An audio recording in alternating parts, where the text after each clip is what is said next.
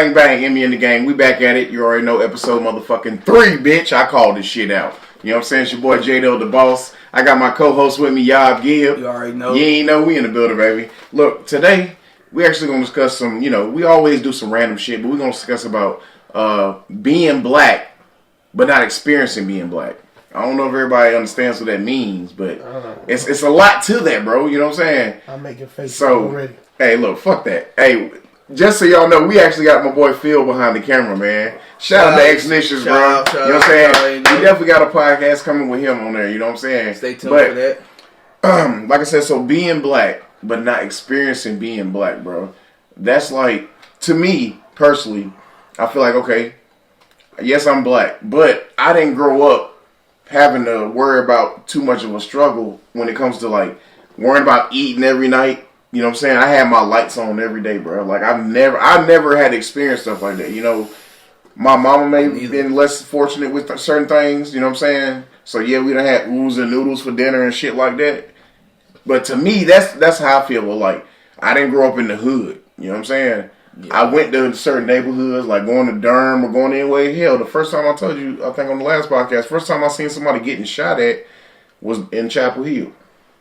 You know what I'm saying? In Pritchard. Mm-hmm. Even though, I had stayed in Durham and everybody, oh, Durham, this and that. But it's just like, it just depends on where you at, bro. But honestly, so like I said, being black, but not experiencing being black. Yeah. Like, so, what is that to you, bro? Like for me, I always grew up thinking that, I was a, more middle class, black family. Right. We was kind of always talked about, like, you talk kind of white, proper, things like that. So, I was always conflicted growing up about my black experience until I got a little older, but, I didn't grow up in the hood or nothing like that, but I still experienced, my own black experience, I guess I could say. I don't. But your black experience, so like I said, you said you grew up middle class. I mean, we grew up as neighbors. I would consider at the time I considered it middle class, right? Because I grew up. Everybody else I grew up around. Most of my friends had apartments, and I was one of the only ones that had a decent house, a nice house besides you, right? So. We grew up as neighbors, bro. You know what I'm saying? Like I told y'all in the other podcast, nigga, I was like 6 years old when I met this nigga. But we grew up, like I said, I was raised by my grandparents. He was raised by his. But I'm pretty sure you didn't have to worry about eating when you got home. No. You didn't have to worry about, you know what I'm saying? You always knew. Exactly. I knew I had food, nigga, we had clothing, PlayStations. We had all that. But everybody didn't experience that. But we also had family members. We also had family members and others that were close to us that had to go through the like bullshit, bro. You know what I mean? I'm talking about, like, I guess parents being on drugs. You know what I'm saying? That's a big shit, you know what I'm saying? Especially in the black community, bro. Like, you growing up and your mama, daddy, and your uncles, you know what I'm saying? They all doing drugs, bro. So, statistically, it's like, you're probably going to end up the same way your parents were. Yep. But, the way we were brought up is like, bro, if we see that shit, we know better. You know what I'm saying? Mm-hmm. We know better, we got to do better. So, we're not going to sit here and be like, oh, yeah, bro, you know what I'm saying? I'm going to be a bum because I have some family, my whole family bums or some shit. I can't be better than that. Like, a lot of niggas definitely look up like, nah, bro, we gonna not be the statistic and be better than our family members. You know what I'm saying? Like our moms and dads, if they were on drugs per se. But you know what's crazy that made me think about when you said that, like how a lot of us say that and we end up not even realizing it, falling into them same patterns that we grew up witnessing. And it's just, how crazy how that we don't even notice those little instances of those little triggering things of everything. Hey, look. We always got something going on. The most light-skinned So we back at it though, but serious. I didn't have to worry about that. I had my own room, my own TV. You know what I'm saying? I had my own snacks. I wasn't sharing shit with nobody. Growing up with my grandparents. But then going to my mom's house, it's like, shit, I'm down there, me and my brother sharing the same bed, you know what I'm saying, different sheets, different covers type shit. We ain't got no bed frame, we sleeping on the floor. Not saying she couldn't afford a bed frame. Honestly, she took the bed frame away, nigga, because we goddamn couldn't even when you clean up the But room. I think what I'm saying though is that I think it's way more to the black experience than the not haves. Than the not haves. Yeah, because even if you say like your lifestyle was solid when you was at your grandparents' crib, you still lived around people who was less fortunate. Right, and that's what I was. So you was more aware of it. That's what Right. I'm saying. Like so when you talk about the black experience, like when you saying the black experience, you're talking about more like the majority. The like majority is this, like I said, the stereotypical black experience. Yeah, Like, but the numbers say we poor, we can't eat, we can't. But I'm saying the mathematics say that majority of black people live below the poverty level. Right. This is fact. Even if we have a nice income, nice house, we still live even the middle class struggle. Yeah, definitely, and that's what I'm saying, bro. But I'm like, I feel like the black experience for me is going to some hood shit. For me, per se. Yeah. Like, but that's what I'm saying is, when I jumped though. off the porch, nigga, I seen a lot of shit that I didn't understand at first. But then, you start getting into shit start happening. So it was alluring. It was like you felt. Yeah, if I'm around it, I was around certain things, bro, and I wasn't eating, but everybody else was eating, so I started eating. So I got into certain things. You know what I'm saying? That I felt like, you know what? Let me find out if I can handle what I need to handle to get what I need to get. Because I see other niggas eating and I'm like, shit, I'm sitting there around niggas, but I ain't eating, nigga. Why I ain't eating? See, so I'm glad I'm here. Because I can talk from a little bit more wisdom. So when you talk about the black experience, it's really like an experiment. Because you understand why that process happened? Why like you jumped off the porch and you started seeing niggas get money, doing other things. But see, what they don't teach us is like how to get money, like stocks, bonds. Right. We don't have inheritance to look forward to. No. Right. We don't have lineage. We don't have family heirlooms. Exactly. Like exactly. States, probably. Most of us couldn't tell you who our great grandparents was. You right. Like we can just go two generations removed. We don't know who the fuck we are, and that's just honest shit. That's true shit. And that's the setup. That's why people. But see, and the other side doesn't understand that. We grow up like that because it's what we see. Mm-hmm. That's what we learn, and so we think this is how we come up. Yep. Mm-hmm. This is the only way we can come up until we get around other stuff that teaches about like financial, like responsibility. You only know what you know, and that's what we're talking about with Corey when he was saying a lot of people have one foot in the streets. A lot of people can't put one foot on the sidewalk. You know what I'm saying? Mm-hmm. Ain't nothing wrong with being in the street to an extent. But you gotta live in the whole point is to get out the street. That's what I'm saying. Yeah, but I'm saying even people who end up in the street, like you gotta live and learn, right? Like if you're not progressing in life, you getting older and getting smarter, then you stagnant. You stuck in the same place. So if you still in the street, that's on you. But the whole point, like you said, is to come up out of that, right? Right. So you got to figure out different ways to move. Type shit. True that, bro. Definitely. No, I agree with that. Different ways to move. Like I can tell you from my experience, and this ex talking. I know y'all can hear me, y'all can't see me, but like I have had nights where we ain't had no power. You know what I'm saying? Mm-hmm. You know what I'm saying? My mother was a single mom's. You know what I'm saying? I had 2 brothers. I had to do my homework at the kitchen table with a candle. You know what I'm saying? I had nights where we come home and then we was evicted. You know what I'm saying? Our shit's out on the lawn and we ain't know where we was gonna go. You know what I'm saying? I had nights where my mom's, my mother was a master at whipping up something. We might not have had nothing, but like she'll take some hot sauce and bread and some rice and make it like I don't even know. It tastes so good. And that's what I'm saying. And that's what make us that much more extraordinary. The fact that we can take next to nothing, and that's just in our genes. Make nothing out of something. What our cuisine. That's one of the most sought after in this country. It's starting to be in the whole world right now. Is facts that we took like dirt cheap shit that our captors didn't want, and we made wonderful meals out of them. Facts. Fucking pig feet, hog, all that shit. Hog head, all that, like the shit, like collard greens, like black eyed peas, all that stuff was was stuff that wasn't wanted by other people, and we turned it into wonderful meals. Soul food.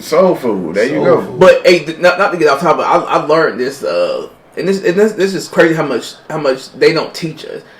Do y'all know why hush puppies are important to us? I don't. Nah. Think about the word hush puppies. The dogs chasing the slaves. Yeah, they used to make them to get to the dogs. They would leave them. They would leave them when they was running. They would leave them out to throw the hush the puppies. They would throw them off the truck. That's why hush puppies are. They look like that. They little balls of dough, fried dough. That's and deep, the bloodhounds would eat that. I appreciate that. I've never heard that. You blew my mind just now. I've never heard that. I was like, what? I was like, that shit cool, bro. Like, I learned a lot of the little things. And like, that's when you start thinking more. No, you gotta be thinking more now. Like that. About braiding, hair braiding is so important to the black culture.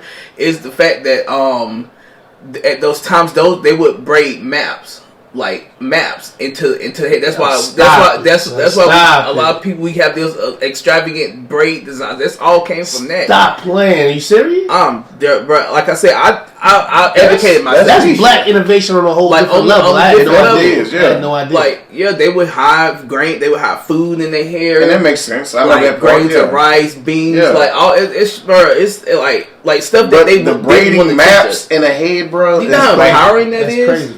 Do you know how empowering that is? That's a lot. But they didn't want us to know shit like that. They wanted to keep us at a certain level. But, you know, like I said, I mean, that was kind of off topic. But when you said it made me think of that. Like, you know, and, you know, like for me, like I stayed with my grandparents, you know, most of my life. And I had my grandma on my mom's side. You know, they weren't as fortunate as my grandparents. Well, they weren't as well off. But my grandma, you know, she made a way. She raised... How many grandkids my grandma had? Like 12, 13 kids. Wow. All sprouted, yeah. Between here and South Carolina. Like, my family big, bro. And you know, it was a humbling experience going out there. Because, like, you know, I learned the simplicity of things. Because I didn't have a lot of the, like, technology advances I had at my grandparents' house out here. Like, I had to be more creative. Right. I had to appreciate what was given to me. Like, some of the food I would never have thought to eat until I was exposed to it. Like, because that was what my grandma could afford. Like, well, I love some chitlins. Like one thing a lot of black people always talk about, it was government cheese. Yeah. Man, even though a lot of people like, you know, a lot of people don't like. I like it because I wasn't exposed to it. What I'm telling you is, I like it because my granddad used to just had that damn knife. It was the best cheese. Oh, and sit there and cut it off and give me some crackers, bro, some salt. And that's what I would eat. Yeah, that's how my grandma would. Them were my snacks. It was the best cheese though. Like that, honestly, the best. But it was so talked about how poor it was. Like you know, because them were real cheese sandwiches with me. See, the macaroni and cheese was different with the government cheese, man. Cheese would never melt. It would never melt. It would never melt. But that shit was good as hell. It was good. Hey, but no, that's like, that's part of the black experience. Like versus like. So I wonder like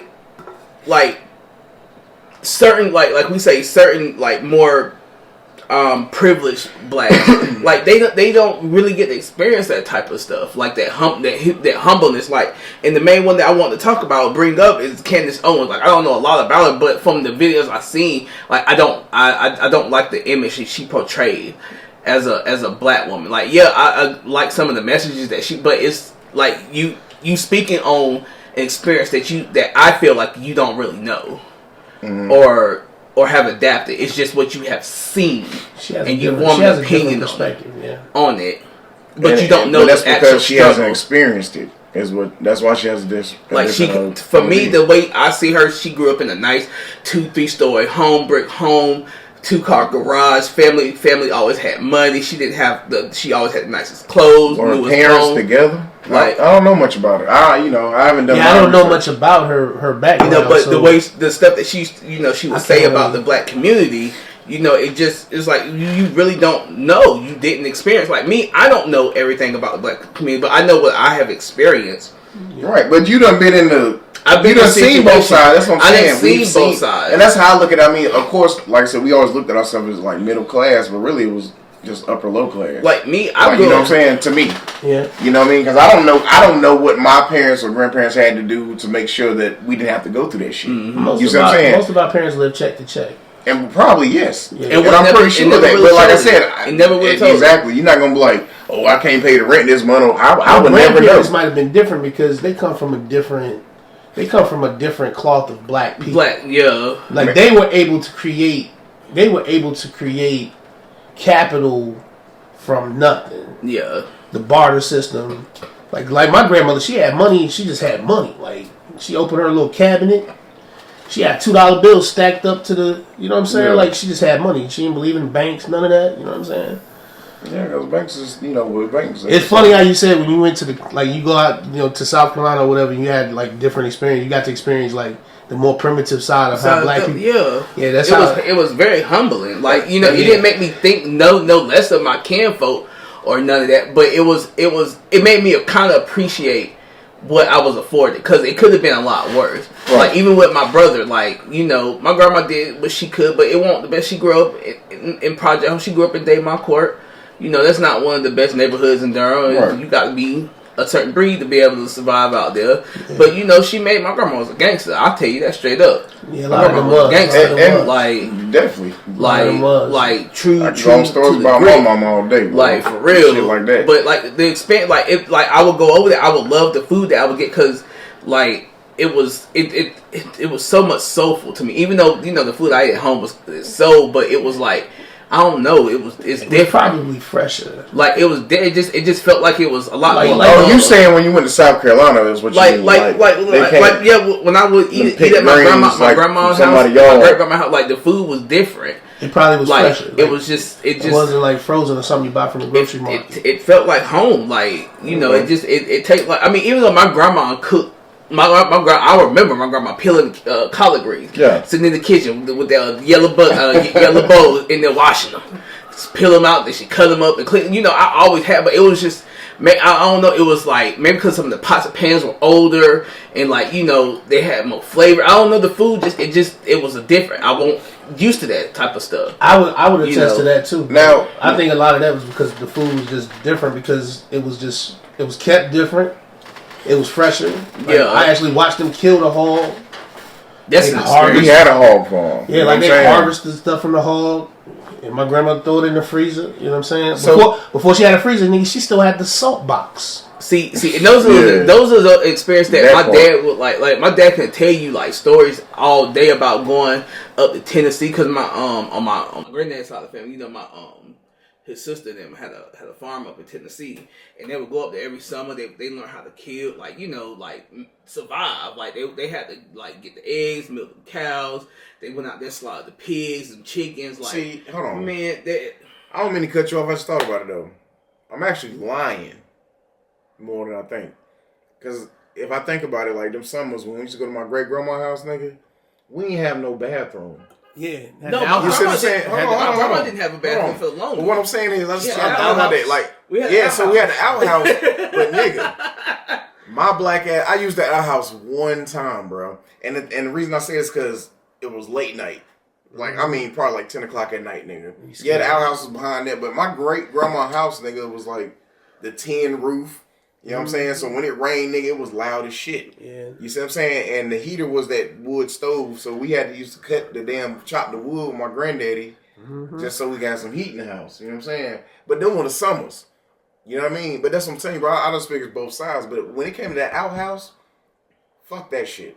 I would rather shit on the back of a rock any day than to go in the outhouse and shit again, bro. I don't have to really go because you got to go. But I'm telling you, even porta potties, nigga. That's what I'm telling you. That shit fucked me up because, bro, I don't know how it was with my great grandma outhouse, nigga, but that shit was so high. Yeah. I wasn't about to sit on that damn. Man, it was a wood fucking. Yeah, nigga, that shit had to be from like 1901, bro. Like, there's no way in hell I was putting my ass on that wood. Wood seat, and I'm sitting there, and you can hear the maggots and shit moving inside, bro. That's crazy. So yeah, that's a black experience for you right there, because Yeah, my grandmother had I'm the pretty sure outhouse. ain't none of my friends done My damn. grandmother had the outhouse too. My white friends or something like that done sat. I one up you, bro. We grew up in the Jason Freddy Krueger era, fam. So like going out to the outhouse, all my cousins, I'm waking everybody up. Oh yeah, I gotta go shit. I gotta go use the restroom. Right. Somebody gotta carry the light. You walk out there, and you be in the joint waiting for Jason. And just that's because that's when niggas died in the movie. They go out to the outhouse. You know what I'm saying? But I'm saying, like, how many times? And then going from my grandma's house to my mama's house was a huge experience. Like, niggas was getting shot at in Pritchard.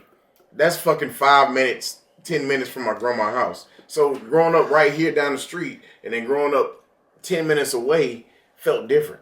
Every time I go down there, bitch, I'm like, all right, who I'm gonna fight today? Like, you know what I'm saying? Yeah. I didn't want to fight niggas because why? But every time I went down there, it was like I had to prepare myself to fight somebody, or you was gonna get bitched, and I wasn't about to keep letting that. You know what I'm saying? I ain't gonna lie. I whole time when I was little, I got bitch for a minute. And crazy. I used to go to so many different places. Man, yeah, I understand. Like you said, the extremes was crazy for me. Yeah. Cause I'd go from being out in the country in North Carolina, New York type shit. Then we go to New York. We be in Jersey. Then we come down. We would go to DC. You know what I'm saying? Then we go out to Vegas. You know what I'm saying? Then we go So that's what I'm saying. South Carolina. Then we go to Charleston. Then we go to Charleston, and it's like completely different worlds. Yeah. You go to the projects in New York. It's like it's a different world. I'm not bad good. I definitely can believe that. Like, I could.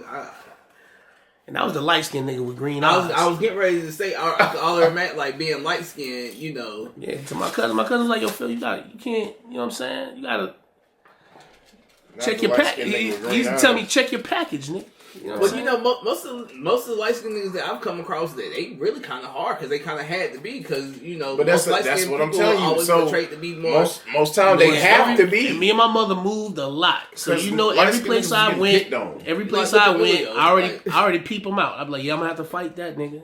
I'm gonna have to fight that. But that's what I'm saying, bro. That's a black experience. You have to prepare yourself. You know when you have to. You see what I'm saying? That's what I'm saying. I know goddamn well. Growing up in my grandma's house, nigga, I won't worried about that shit. You see what I'm saying? But going to Pritchard, nigga, if I picked up a basketball, I'm gonna have to punch somebody. That was crazy to me. That I can't even go outside and play on the goddamn jungle gym or pick up a basketball and shoot around. It's 9 people out there, nigga, plus me. Them niggas want to play 5-on-5. I'm like, nigga, fuck y'all. I don't want to play. Now I gotta fight these niggas because I don't want to play basketball. That's the type of shit I'm like, really, nigga? Just because I don't want to play 5-on-5, bitch, you can play 4-on-4. Sit your ass down somewhere. You know what I'm saying? And then I go in there, you foul a nigga, they punch you. You gotta punch their ass back. And I was like, bro, fuck this shit. Don't nobody want to play goddamn ball and have to fight niggas all the time. I'd rather we just gonna fight before we do the shit. Don't nobody want to. But I'm the nigga that will pick up a rock and bust your goddamn head because I ain't got time for this shit, bro. I've never... Like, I'm trying to have fun, nigga, and you ruining that shit. Fuck that shit. We gonna knock your ass out, take your ass home, and figure it out later. You know what I'm saying? That's how I feel about it. Fuck niggas. But look, anyway, man, look. I wanted to get back a little bit back on the topic because something kind of as we was talking made me think. This is a good topic for me and you because we live 2 different kind of black experiences. Exactly. You can attest to more of the hood street, like you dabble in that. But that was a choice, though. That's why I keep trying to tell niggas. I ain't, me going through what I went through was my choice. You see what I'm saying? Because I didn't grow up that way. I wasn't raised that way to have to do that shit. But then being, like I said, in certain areas, it's like, I'm trying to be the nice nigga, and it's like, nah, y'all want me to be the fucking devil to y'all motherfuckers. So I'll show you that side of me, which I don't want to show. Then y'all start talking to motherfuckers, and now everybody looking at me like I'm fucking crazy, nigga. Like, fuck y'all, nigga. But look, I can't even remember where we stopped at, but So I know we was talking about the black experience. Yeah, I know that. But I was talking about like going back and forth from my mom's house. and shit like that, having to fight niggas like that. I was asking a comparison between like our two live black experiences. Like the difference is what made us, ultimately closer. Because we don't have the most shit in common, but we lifelong boys. So right. I mean, well, with you, what was it with you? What far as my black experience, I mean, I felt like I grew up more feeling like I was characterized as the black white boy, kind of the more kind of nerdy geeky black boy. Like I really won't consider myself with the culture for the longest until my middle part of high school. And then when I got exposed to things, then I became cool. But that's what I'm saying. Me growing up, most of my friends, unless they was in my neighborhood, nigga, most of my friends was white. But yeah, but that's where we grew up. The town we in was mainly white. Yeah, but when I was a kid, most of all my friends was white, like Howard and all them. Really, like god damn, fuck. It's cool, man. Look. We always got something going on in this motherfucking nigga, but we keep it real here. But hey, we're not gonna talk about the spirits. Right, damn it. Hey. Might have to finish with the phone, right? Huh? The battery going. I ain't charged the battery. But. Damn. This nigga. Yeah, the snitch on your ex-girlfriend? Bye, bitch. Yeah. Bye, bitch. Or on your current girlfriend. Whatever. On your current girl? Bye, bitch. I buy a new one. Girlfriend, wife. He said I buy a new one. 800 million. 800 million. 800 million. Yeah. Sheesh. 800 million. I hope she what you done, bitch? Look, you gonna do about a year. I'm getting my own. You gonna do about a year, get out. You know what I'm saying? You be alright. I'll be in Hawaii or whatnot. You tough, right? I put 10 million away for you. I'm gonna buy my own island. This nigga said 10 mil. That's it. That's all you gonna give him. 10 million change a nigga life. 10 million. 5 million to change a motherfucker. $1 million to change a motherfucker life. I don't know about $100,000. I don't know about $1 million these days. No. Shit, if you can't. A million. If you're smart, you can flip $1 million. And yeah, of course. But I'm saying $1 million. But you have to be real strategic about $1 million. No, you still need to live what you living, bro. With that $1 million is what I feel to make it work.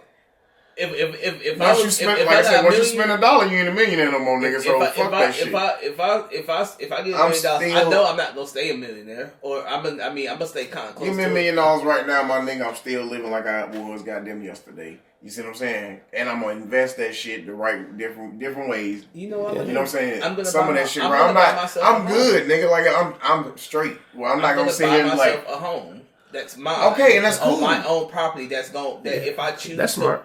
To want to leave it, I but can what I'm still saying, own that's still making an investment, pretty much. That's an investment. You know what I'm saying? Gonna make an investment. But I'm not talking about, you're not going to buy a fucking $500,000 house, though. No. I would. Why? Because it's going to incur value. Well, true. Not only that, so depending on where it is. So see, that's where you smart. That's where you smart. If you had $1 million, right? You bought a $500,000 house, right? Uh-huh. Say then you took another additional $200,000 and put it towards your loan. Now you got $200,000 worth of equity in your crib, right? If the house, the way the market value is going up nowadays, in 3-4 years the house will be worth almost double. Right. So then you can get a loan based on your equity. You can live off the loan, pay off your loan that you have on the house, your mortgage. You get your paycheck sent to your loan. Sell the house in 5 years. Right, and yeah. You made double off the house. You buy a house that's twice as big. Do the same thing over again. Yeah. Right. And that's what niggas do. Into house, and that's what niggas do. But I'm saying I don't have to buy the half. Or rent the house out. That $1 million is a good jump start to a business I could get 2 joints. Honestly, I'm gonna spend that money. I could get 2 joints for $500,000, bro. Huh? I could get 2 joints or something. Like I could get more than just I wouldn't just spend $500,000 on one house, bro. Like I'm not. That's just me. You could, but I would get a moderate size. That's true. I would at least have a 2-story. I know niggas that get $1 million, nigga. They buy $800,000 house, nigga. Then when taxes come, you gotta pay all that shit. That's not really economically a big house. Cause you remember my mentor house. Yeah. You know how much he sold that house for? What? $245,000 something. Okay. That's not Yeah. A nice exuberant house. I mean, it's a big house. It's a 3-story house. But I don't need a lot. It ain't about what you need though. But I like land. I like space. That's what I'm saying. I'm the land motherfucker. I don't need. You can buy a house with the house. land. You know what I'm saying? True. But I mean, you can just buy some land. That's what I'm saying. I'd rather do that. You can buy some land. I would rather. You can get an equity loan based on the land that you want. I'd rather buy some land, bro. Well, I would have my own home built. Honestly, okay. I don't know if that would. I think that would be honestly cheaper. But this is the kind of conversations need to be happening. You feel? Oh, it will. We waiting for I mean, he's recording. Yeah, no. I know that. I ain't talking about that. I'm just saying we're still. Or you can buy some land. Wait for them to develop the land. If they want to develop on your land, guess what? Then you get residual income. Mm-hmm. Exactly. Now I'm not selling it to you, but you can pay me residuals. You know what I'm saying? Exactly, bro. Use spaces. You know, so as soon as they put that housing development on your land. And that's the whole point, bro. That's why everybody just needs to hold. If you got something, hold on to certain things because everything's building up. This is true. Those type of things, hold on to them for sure. Land, property. But that's another unfortunate disadvantage for us. We won't gifted with shit like that. We don't have people like, and that's why there's such a big. But some of that's us why there's some such of a us big do. economical. Look, it gets deeper than that. Yeah, dude. We've been taught that we can't even occur these things. Our parents, redlining, all of that stuff is real. Yeah, it is. So you grow up not feeling like you could go into a bank and say, "Hey, can I get a loan?" Or when we do it, you be surprised. You're like, "Yo, True, gave me a loan, son." But I feel like the problem is, bro. I was shocked when I got approved. I was shocked. No, listen, bro. Okay. What I'm talking about is like all of our parents or great grandparents and shit like that. They had something given to them, some type of piece of land. At least I feel my family. Not all, but some. I ain't gonna say all, but I feel like my family type shit. Niggas got land. Yeah. And then niggas just want money. Like they feel like the money just gonna the land can make you so much more money. They don't see. They see the small. Yeah, but without context, picture. it's hard to understand. Like there come moments in life where you have to make tough decisions. You're right, and if you can't maintain something, in foresight, we can look back and say, "Well, damn, should have kept the land." But at the moment, it might not have been an option. Right, saying you can't take care of the shit. Yeah. But honestly, or pay the taxes. We make enough exactly. But if we make enough sacrifices, motherfucker, to understand, because we all grown now. You see what I'm saying? So it's like, why sell something when they're developing everything around it? You see what I'm saying? Yeah, that's true. Yeah, you might have to pay more taxes on certain shit, but if you put shit this feels personal to do something. Oh, mine a little bit. Yeah, it is because I got. Do you still have that house? Yeah. Because they developed in that area. I already know, but that's what I'm telling you. Like, yeah, we good. Huh? Oh man, look, fuck this shit, man. But yeah, man. I mean, we done talked a little bit, today. We all over the place like usual, but hey, But that's the whole point, man. Me podcast. I think y'all stay pretty much on something. You talking about the black experience today? Yeah, we From want to talk about a lot of aspects. shit because that black experience, like I said, with me, nigga, was that like police shit, a lot of different shit. You know what I'm saying? Because that's a whole exactly. So, like I said, But do you think police interactions? When I was younger, my police interactions were actually like for us. Yeah, absolutely. But so as a grown man, yes, but as a child, no. I'll give a situation for me. Nah, I wouldn't even say that. I'll give a situation, and probably if anyone of y'all was probably in this situation, they probably would have took y'all. But I got stopped. This was a couple years ago. It was actually right before 2020.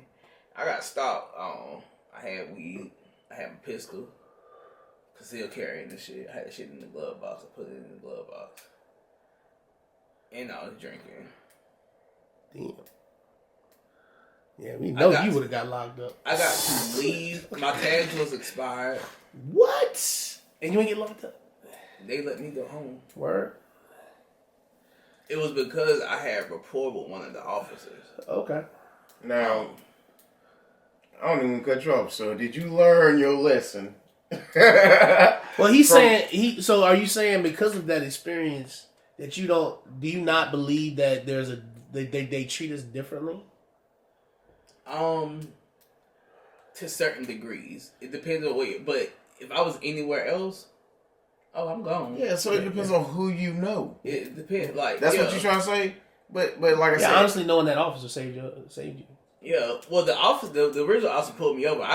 He was actually, I don't know why, he was scared because he pulled me out and he patted me down, but he had me like I could feel him, like he was like this. That's part of the problem. And I was like, don't take no offense to this. I said, but you got to get your nerves under control. Yeah. I said, because as an officer, you doing that. That's gonna make somebody feel jumpy, right. And then that's how shit happens. Right. And I know you don't want to be that officer that get put in that light. And he was like, I just have bad nerves. You know, I've been working for a couple months now. You know, I'm following on my own. Like I said, you gotta get it under control. Talking to you like that. First of all, like I said, I don't talk to officers. So I took control of the situation. But see, that's why reform is needed, because it's like, why is he? If he's new, why is he by himself? By himself. Yeah, he shouldn't be by himself. He should have a veteran officer there. Like he was nervous. I think he was past his probationary period. Probably. You know, once you get past your probationary period, you out there by yourself, nigga. Still. But that's the big. But you have a partner. That's the biggest problem. That's in single cars to make it seem like it's more. But they're both partners in the same in the same area. But see, that's the biggest problem, is the misconception of black people, black men. Like there's fear instilled because he see the way you look, the way I look, yeah. You know what I'm saying? I told him, I said, you gotta get that under control, because I said right there you're gonna end up getting yourself or somebody else seriously hurt, because they's gonna freak them out, and then once you feel muscles flex, and then you're gonna think that as a cue that they gonna do something. But see, that's why things like this need to happen. Like we all talking about this because they don't know. They don't know. So it's hard to say you got to get that under control, because if you don't know and you just have a perception of what black men are like, then there's gonna be fear there. It's gonna be fear. there. You know like I told him, because he said, we grow up and we're forged to like look at fear like you can't have it, man. You can't do that. The sharks smell blood and water. We learned that very young. You know what I'm saying? Like they come up different, man. Mm-hmm. You know what I'm saying? They come up different. And most police, I feel like, were bullied. It's a lot of that. Most that I feel like they were bullied because of the way they act, bro. And they get that little authority. Because I know, even with me, if I had too much authority, I'm telling you, I would probably abuse it sometimes. If I had too much, I wouldn't. I understand, but I'm being honest, bro. Like if I had a chance to, probably, I feel like I'd be one of the best cops that. Now with a cop, it's different. I ain't even talking. Well, yeah, I mean, I know we're talking about police, but I'm just talking about a little more. But either way, any type of. I'm just saying though, you know, if you had too much power, people abuse that shit all the time. They do. It's a human. That's a human. So just like you stand there, you grab that gun on your hip. Like, to me, it's just like, bro, you really want to shoot me, motherfucker? Like, I ain't even done nothing. In my mind, that's the first thing I look at, bro. Like, why you putting your hand on your fucking hip, nigga? Shoot me. Yeah. You know what I'm saying? Yeah. I'm always watching, so I'm just like, bitch, I ain't gonna do nothing to your punk ass. Like, that's just the how I first feel. thing they say, but I always look at the police, like I'm saying, as a child, I looked at the police like they would help me if I needed That's them. what we was told. Which I've had some officers help me, nigga, in certain situations. But it's been more bullshit than has been helped. Yeah, but imagine being a teenager now, post George Floyd, all of that stuff. Yeah, like the propaganda is way more. I mean, because it's visible. Like we you got kids. We have to have conversations with our children. Right. And you've spoken to my son. Yeah. You know what I'm saying? Like I've had multiple conversations with him, and he still will put himself in a position he don't really think about, because the same way, how easy the tides could turn and where it could go. Just the same way I was telling you the other day when your daddy used to tell us shit. Yeah, it was just. And ain't nobody listen, nigga, till niggas got locked up. You see what I'm saying? And then you go through some shit and see shit, and when you experience shit, like I said, that black experience, once you go through that shit, then you like, you know what? I see what the fuck going on. I grew out of that phase very. But it's a natural. But like when you say that when you was little and coming up, you felt like the cops would help you. Like since kindergarten, I've been way past that because I done seen too many things.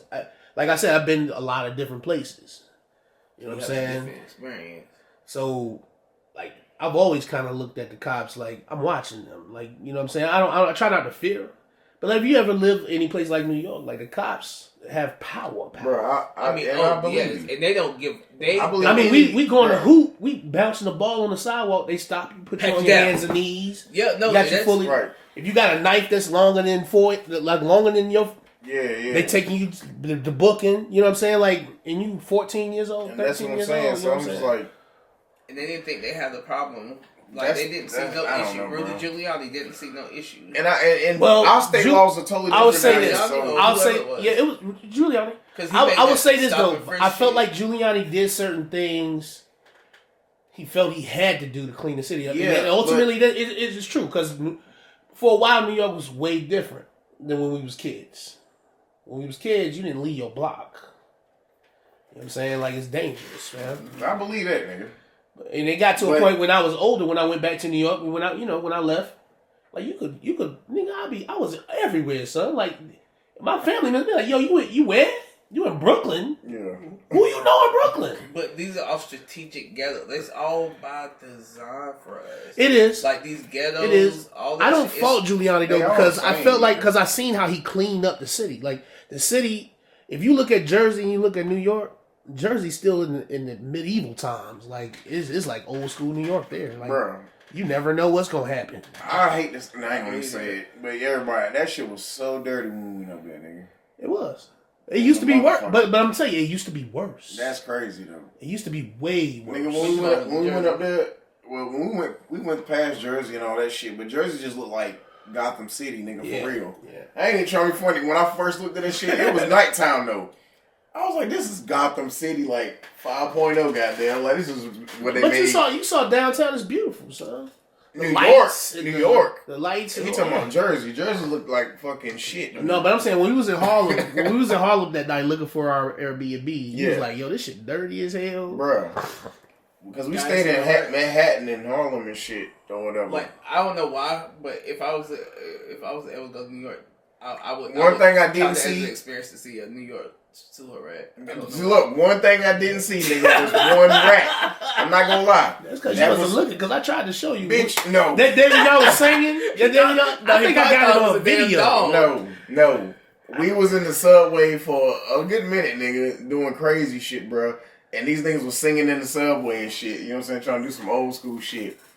I ain't see one rat. I was looking like a motherfucker because I wanted to make sure. Saw it. Because right across the platform, it was a dude asleep, bro. A big ass rat. Walked right up under the joint where he was at. And I was like, see that big ass?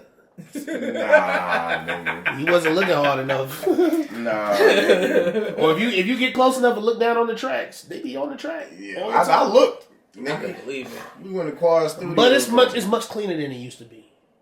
Yeah, I can believe it. But the trash was still this high. Well, I don't know about now. The trash was this high. Got crazy again, son. Post-pandemic, like New York is wild, son. Like New York. Yeah. Everybody that I know still live there. They be talking about that all the time. Like niggas is crazy out here now. Like pushing people on the tracks, we doing all kind of York, for no reason. Like just doing dumb shit. Like cuz we was in New York. Goddamn, a nigga. We turned on the road, nigga. The nigga just stops in the middle of the road, puts his car in park, nigga, runs into the goddamn bodega. Do whatever the fuck he had to do. I'm talking. It took about 5 minutes, my nigga. Came back outside. We sitting in a big ass white van behind this nigga, bro. I told Phil like I'm about to get out and move this nigga car. He like, yo, son, chill. I'm like, bro, fuck this shit, nigga. That's disrespectful as hell. We gotta see 5 minutes so this nigga can go in the store. Yeah, I might have got some shit. But my mind told me. Because you from the South. My mind told me, hop out this nigga car, move this nigga shit down the block a little bit. So we get the fuck out the way. Because I thought it was a setup at first. Nigga, fuck y'all niggas. It scared me, bro. Because then we wasn't in my hood. Like you don't understand. I tried to explain it to this nigga. Because like some shit like that, and then next thing you know, like 20 niggas come around the corner. And that's what he was saying, bro. I just didn't. Or like when you was hollering, when you was like... asking them where the party was at and shit. Yo. Or just like what happened when you and Cal came to the hood. To Hoover. We ain't talking about that. Fuck this nigga. Shorty was not this. Me, first of all, this nigga had. I didn't do shit. I told this nigga, I said, it's dark. I ain't want to pull into the hood. Was I inebriated when you talked to me? Bitch, look.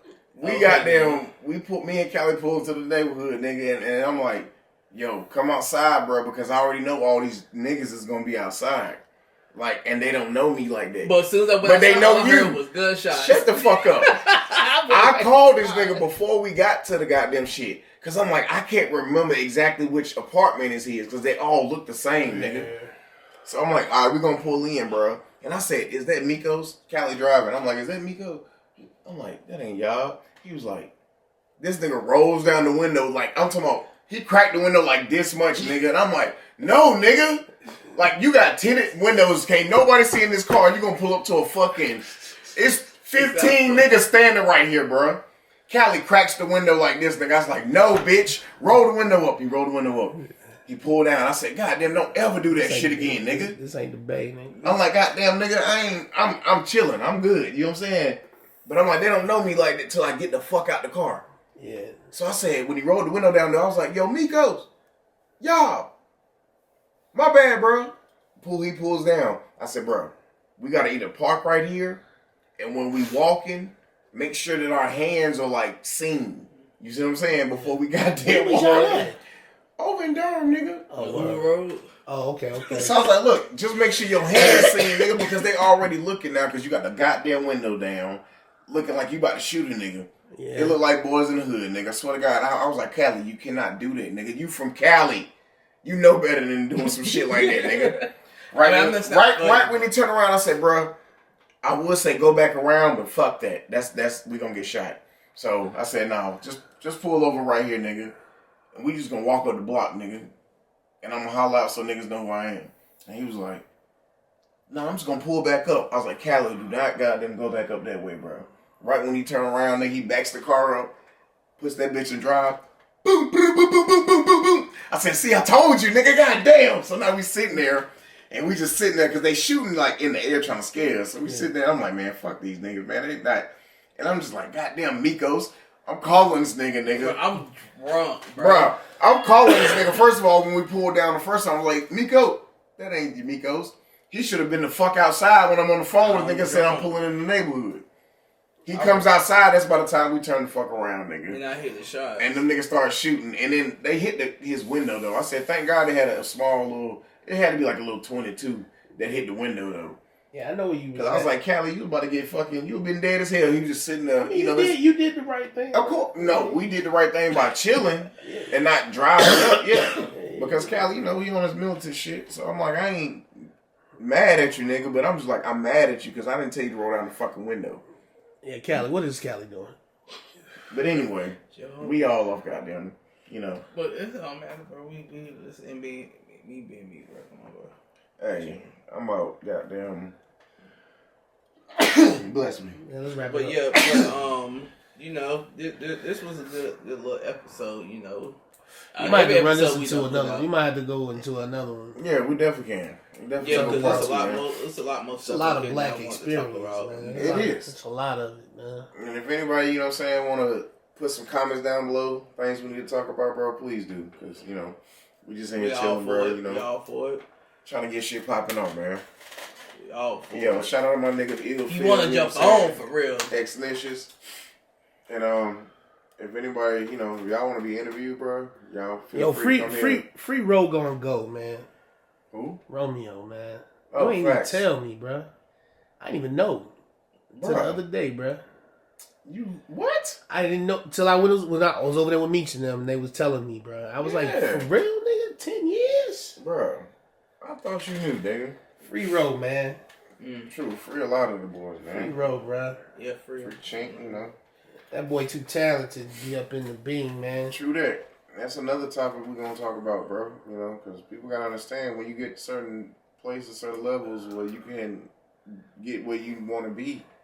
Yeah. Sometimes you gotta leave certain things behind, man. You got to, bro. I mean, we all understand what's understood, but it's certain points in time that you have to understand you're here. Not only that, though, but I feel like the niggas around you got to start to understand, too, and start to help you kind of separate yourself from situations. When you live in certain lifestyles, it is the lifestyle you chose. You understand? Yeah, but I mean, if you want somebody to make it out, and you trying to find your doorway, it's your way out too. Yeah, you got to think about ourselves as collectives. You know what I'm saying? Like what's good for the family. You know what I mean? Like the mall. Like what's good for the family. You know what I'm saying? And then, you're right. Because what's really But good a lot of younger niggas don't understand all that. That's how I feel. True. We got to teach them, man. And that's the point. We got to teach them. That's the point. But look, I mean, I appreciate y'all tuning in, bro. You know, we always gonna goddamn keep it real with y'all. We always gonna goddamn keep it G. So, yeah. Holla 10 Fees if you need me, man. Until next time, I'm out this motherfucker. Only be one man.